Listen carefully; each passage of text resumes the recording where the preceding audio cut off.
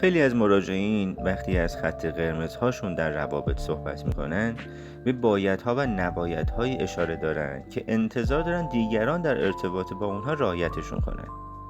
این بزرگترین مانع در برقراری ارتباط مؤثر با اطرافیانمونه.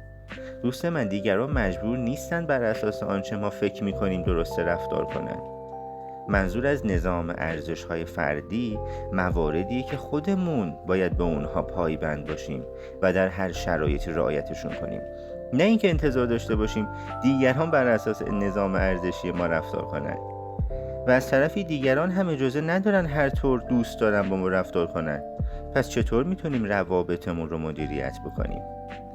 اگر من نظام ارزشی خاصی دارم و خودم به اونها پایبند باشم و رعایتشون کنم، اطرافیانم 3 دسته میشن. دسته اول اونهایی هستن که با نظام ارزشی من هماهنگ نیستن و شاید هم هیچ خط قرمزی برای خودشون قائل نیستن.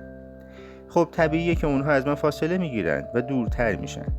دسته دوم افرادی هستن که با هم ارزشیم، هم هدفیم. خب با اینها صمیمیتر میشیم.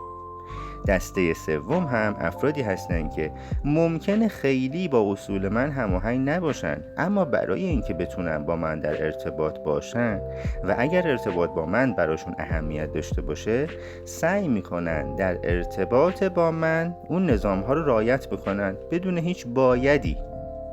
و این شکلی میتونیم اطرافیانمون رو اصطلاحاً سرند کنیم. یعنی اونهایی که با ما هم هدف و هم ارزش نیستن آروم آروم از کنار ما میرن و ما دنبال یک رابطه اصطلاحاً من خوبم تو خوبی، ارتباط برنده برنده هستیم. ما نمیتونیم به دیگران بگیم با ما چگونه رفتار کنند، بلکه این رفتار ماست که این شخصیت رو میسازه و اونها تصمیم میگیرند که کنار ما باشن، با ما در تعامل بمونن یا نه. موفق باشید.